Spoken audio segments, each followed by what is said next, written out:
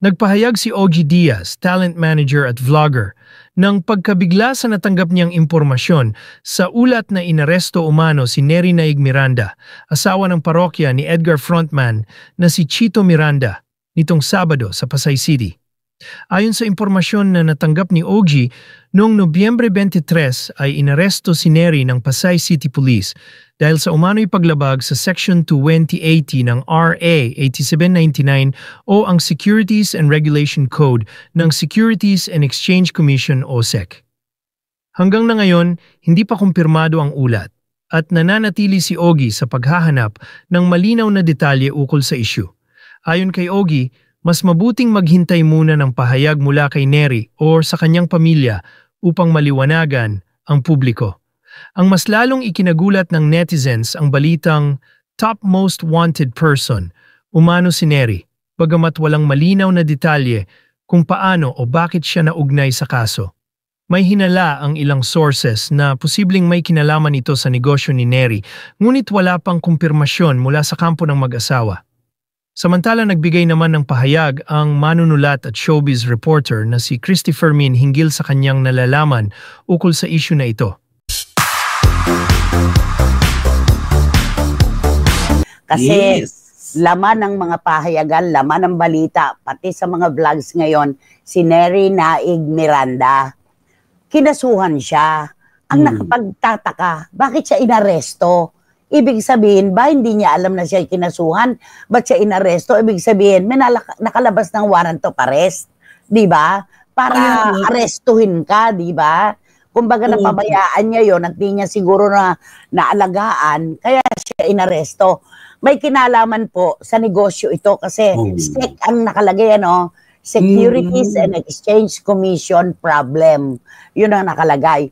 Si Neri, napaka ano niya, di ba? Talagang tutok sa negosyo, marunong sa pera, di ba? Inisip ko nga rin nung narinig ko nga ito at nabasa ko nga, siguro to, lisensya ba ito ng kanyang negosyo na nagpaso o may gumamit na parang gano'n kasi wala pa namang ano, di ba, detalyado. Meron yata siyang na-violate, ang kaso yata yung violate niya na Section 28 ng RA Republic Act 8799 sa SEC ito, Securities and Exchange Commission to. Ano lang to, nagtataka lang ako bakit siya inaresto ng Pasay Police. Ibig sabihin, pag inaresto ka, hindi mo nalaman na may warrant of arrest na nakalabas laban sa'yo. Ganun yun eh. Kaya kailangan talaga marespeto tayo sa batas, binabantayan yan. Pero hindi pa kasi nagbibigay ng anumang pahayag eh, itong si Neri Naig. Kaya hindi pa natin siya pwedeng husgahan, hindi tayo pwedeng magsabi ng kahit ano. Basta ang alam ko lang, negosyante sila ng kanyang husband, di ba? Yes, at ang galing nila na umawak ng pera. Hindi na sasayang yung kinikita, di ba? Sana maayos nila ito. Maiayos sana nila ito. O baka merong isang negosyante na, alam mo, usong-uso ngayon, hindi nga ganyan lang, di ba? Meron pang nagkakapatayan sa ngalan ng negosyo.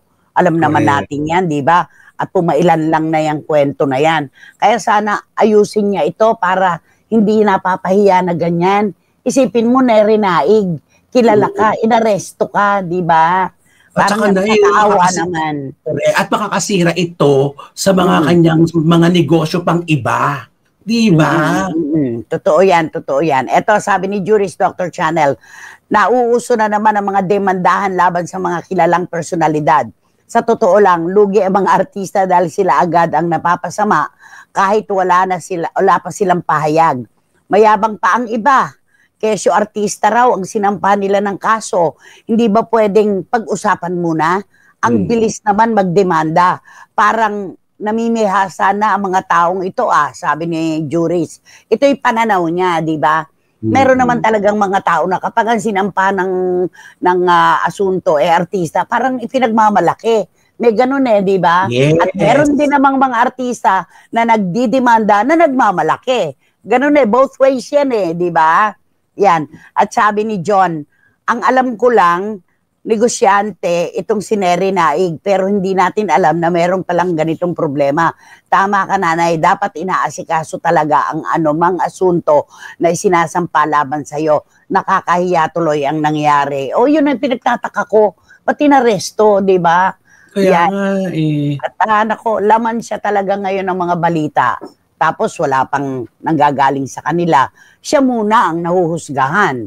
Totoo, Diba? kasi nga, siya yung kilala. Diba? Pero dapat hintayin po muna natin yung depensa naman ni Nery tungkol sa isyong ito. Hindi naman po tama na basta na lang siya husgahan nang wala tayong alam sa kabuuan ng kwento. Diba? Oy, opo. Nakakapanghinayang, grabe. Tahimik na Ay, nako. tahimik pa naman itong mag-asawang ito. Tahimik na Oo. tahimik ito. Eto pa, may pasunong pa si John. At eto pa, Nay, bakit kaya siya kinonsider na top most wanted person? Oo nga, merong top most wanted person na nakalagay. Okay. Aba, hindi naman nagtatago yung tao. Bakit naman top most wanted person? Nahuli nga, nakita nga hindi siya nagtatago, di ba? Nakakalungkot naman. Ito sabi ni Wating-Wating, Nanay, ika nga, uphold the belief that everyone is innocent until proven guilty. Ano po kaya ang dahilan sa wais na misis? Bakit nakalusot sa kanya ito? Oo, di ba si Nery kilalang wais? Di ba? Sabi ni Wating-Wating, naku Wating-Wating, makakapagpainit ba ng ulo yan? Okay, ayan na. Nako, si Dan Clavesillas, politika.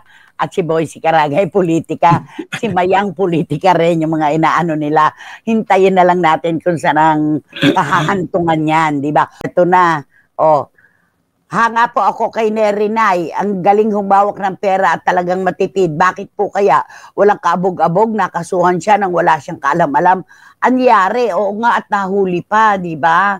Yun. Di pa natin alam kung may nakaaway siya sa negosyo o may utang na di nabayaran, kung bakit siya basta aarestuhin. Totoo naman yan. Nakakapagtaka yung ganito. Sabi din ni Eddie Diretada, konting kibot ngayon, demanda agad. Warrant of arrest agad.